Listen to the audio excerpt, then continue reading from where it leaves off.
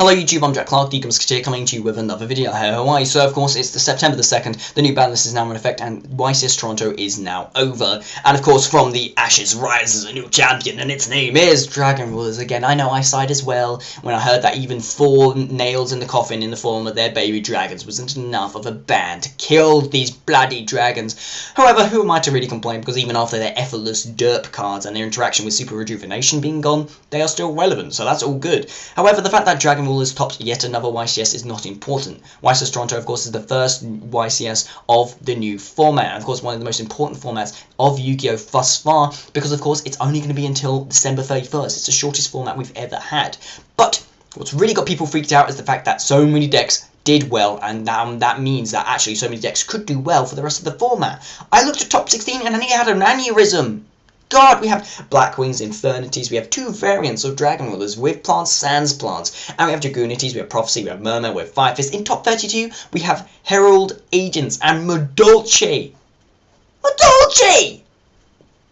Who cares? That is awesome. However, this will now split the Yu-Gi-Oh! Player base into 2 factions. On one side, we have people heralding this diversity, being, this is great. It's not going to be like last format where we only had 2 horses running the race. We're going to have so many things that are now competitively viable. We have to be much more strategic. We're going to think really well about our side decks. Of course, Dragon Rulers could be a good showing at my regional, although Prophecy are also still a thing. Murmur are still packing quite a punch, but Black Wings have so much back row. Hey, I can't do... It means you're going to have to be very careful with your back row, and of course your choices are going to be very interesting because you're going to be going against, most likely, not the same deck twice. However, then we have the other people on the other side who are not going to be liking this level of diversity because it's going to be much harder to side against, and they are the kind of person who, last format would say that last format was really skilled, and I'm going to be the first one to say that they are completely right, and anybody who says that last format was not skilled really doesn't know what they're talking about it. Think of it like this: even though last format was horrendous, spellbooks and their interaction with their spellbook of judgment, and of course Dragon Rulers with their interaction with their baby dragons and Super Rejuvenation was silly. No other deck could compete. However, when everyone shows up to a knife fight with the same knife, it's not the knife that's going to win the fight, it's going to be the person using the knife and their skill with said knife. Think of it in the same way. If everyone's using the same weapon in Yu-Gi-Oh! And the same deck, who's going to be the victor? The person who's better at using the deck. That's why the mirror match in Yu-Gi-Oh! Has always been the most skilled and the most interesting match in Yu-Gi-Oh! As much as it will be bloody boring to play against, of course, the winner of said match will be the person who deserves to win and is the most skilled. That's why last format was skilled. But that's not what's important. What's important is that so many decks did well in this tournament.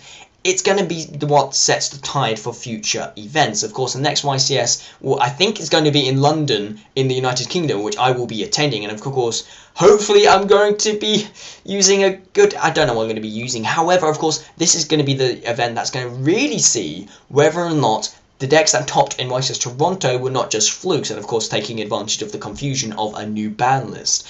Of course, since the ban list was so freaking drastic. We will now see in the next YCS what is going to be the true succeeders and the true leaders of the running format. But that's pretty much all I think. I'm not quite sure which is going to do well. I think the decks that did well last format are going to do very, very well. Dragon Rulers, of course, had a really big showing at YCS Toronto, so I expect them to do really, really well later on as well. And of course, who knows? Black Wings could win a YCS. Unlikely, but who knows. I'm going to be trying to figure out a new deck for YCS London. Of course, what you think about the new ban list and what you think about these decks that have topped YCS Toronto, what's your favourite one? What do you think about the winning decks and whatever? Tell me in the comments down below as a video response. Really would like to hear from you. But that's pretty much it. I'm Jack Clark, the Eagle Musketeer. More videos coming out to you soon, but until then, goodbye.